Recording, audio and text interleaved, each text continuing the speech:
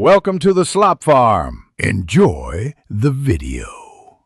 In this video, I will explain how to make cotton candy paper. First, gather your ingredients. You'll need 2 cups of granulated sugar, 1/4 cup of corn syrup, and 1/4 cup of water. Ensure you have a reliable candy thermometer for accurate temperature readings.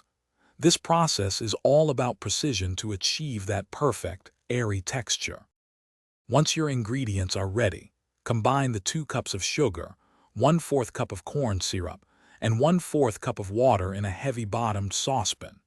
Stir gently over medium heat until all the sugar has completely dissolved. It's crucial to stop stirring once the mixture begins to boil to avoid any crystallization, which can ruin the texture of your paper. Now let the syrup continue to boil without any further stirring. Keep a close eye on your candy thermometer. You need to heat the mixture precisely to 320 degrees Fahrenheit. This specific temperature is vital for achieving the correct consistency and ensuring your cotton candy paper will be thin and crisp, not sticky or chewy.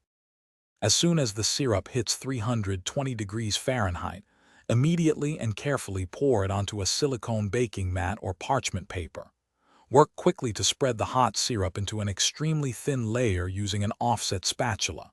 Let it cool completely until it's brittle, then gently break it into pieces. This delicate paper melts beautifully on your tongue.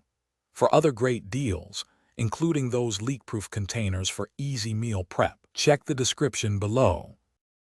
Thanks for watching. Consider subscribing if we helped you today.